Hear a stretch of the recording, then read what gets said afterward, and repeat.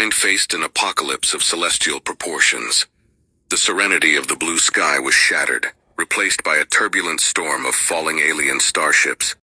Beneath their intimidating silhouette, cities were turned into ruinous landscapes, the once proud citadels of human innovation crumbling under an onslaught of plasma and strange energies. It was as though hell had unfurled itself in the heavens and was raining down its fury upon Earth. All the world's armies, once rivals, now stood together, a unified force. Yet despite their bravest efforts, they seemed as ineffectual as infants trying to fend off a ravenous wolf. The political borders that once separated nations ceased to matter as humanity faced a common enemy. All their technological prowess, their nuclear arsenal, their space stations, none were a match for the horrors descending from the sky. Hope was but a dying ember in the hearts of men, women, and children alike. But in this desperate hour, neither the doomed humans nor their extraterrestrial invaders were aware of an ancient secret buried deep within the earth. The symphony of destruction had reached the most secluded corners of the world, echoing in places where no man had ever set foot. It reverberated into the deepest chasms, the highest mountains, and the most unexplored depths of the oceans. Deep within the planet's core, a consciousness stirred, ancient beyond comprehension. Gaia, the very spirit of the earth, awoke from her eons-long slumber. Her sleep had been disturbed not by the tremors shaking her surface, but by the fear and despair of her children. The pain of the burning forests, the shrieking metal, the crying rivers, all whispered into her ear, their sorrowful tale waking the mother of all. For millennia, Gaia had silently overseen the evolution and growth of life on her skin, bearing the burden of the changing climates, the shifting continents, and the ceaseless ebb and flow of life. Her patience was as enduring as the mountains, her wrath as powerful as the volcanic eruptions. And now, with her children on the brink of extinction, her patience had worn thin. It was time to awaken her long-dormant guardians, born of her own substance, who had lain in wait for a catastrophe such as this. In the deepest caverns and crevices, beneath layers of earth untouched by human hands, the guardians began to stir. Through miles of rock and magma, they felt the mother's call, a soundless whisper that resonated in their stone hearts.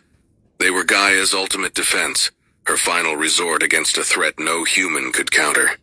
With the resolve of ages, they answered their mother's call. The ground quaked, not with terror, but with anticipation, as the first of Gaia's guardians began to rise. The world was about to witness a war unlike any other, a battle not of man against alien, but of Earth against the cosmos. The stone sentinels were the first to answer Gaia's call. Imprisoned within the stony hearts of mountains, they had listened to the eons pass in silent contemplation. Now they tore through the crust with an unyielding resolve, shaking the very foundations of the world. They were colossi, their bodies formed of jagged rocks, echoing the craggy features of the mountains they hailed from.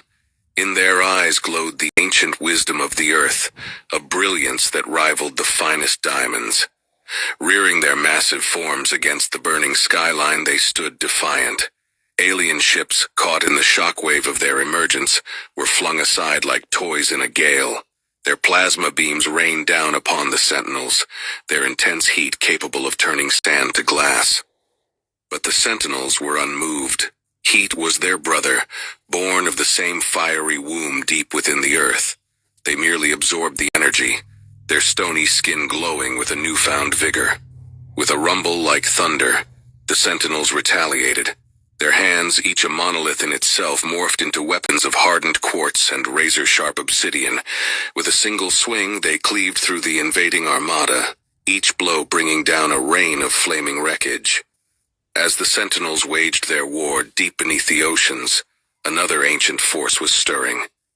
The oceanic leviathans, children of Gaia's teeming seas, woke from their peaceful slumber. For eons they had drifted in the tranquil depths, their bodies flowing with the rhythms of the tide. Their form was fluid and constantly shifting, a symphony of liquid strength. They were an embodiment of the abyss, their eyes reflecting the profound mysteries of the deep. They rose on the crest of colossal waves, their bodies towering over the mightiest ships of mankind. Alien crafts that hovered arrogantly over the oceans, certain of their dominance, found themselves dwarfed by these aquatic titans. The Leviathans struck with appendages made of swirling vortices of water, pressurized to a degree that it could cut through the strongest of metals. Like the Sentinels, the Leviathans were impervious to the aliens' weapons. Plasma beams evaporated into steam upon contact, and kinetic projectiles were absorbed harmlessly into their fluid bodies. They roared in defiance, their voices a symphony of crashing waves and howling storms, echoing across the seven seas. The alien armada, so confident until now, began to falter under the onslaught of these primordial forces. While the Sentinels and Leviathans were turning the tide of the battle, another force was awakening in the heart of the world's forests. The verdant wardens, Gaia's third line of defense, stirred from their slumber. Their bodies were a testament to Earth's diverse flora, a symbiotic ensemble of intertwining vines, unyielding tree trunks, radiant flowers, and a myriad of other vegetation. They stood tall, rivaling the oldest redwoods, their bodies a living tapestry of nature's splendor. They moved with an elegance that belied their monstrous size, every motion causing a rustle of leaves and a whisper of wind. It was as if the forest itself had risen to walk the earth. Their eyes were bright with a vibrant green, reflecting the resilience and undying will of life. Without a sound, they spread their massive arms, each finger a branch teeming with life. Then, with a sigh that echoed the rustling of 1,000 forests, they released their weapon. From their fingertips, a cloud of spores shot into the sky, covering the battlefield in a thick green haze. The alien ships, already retreating from the onslaught of the Sentinels and Leviathans, flew straight into the trap. The spores clung to the alien materials, their rapid, uncontrollable growth devouring the ships in a frenzy of life. The sight was almost beautiful, the alien ships blossoming into massive floating gardens before crashing down, reclaimed by nature. Slowly the battle quietened.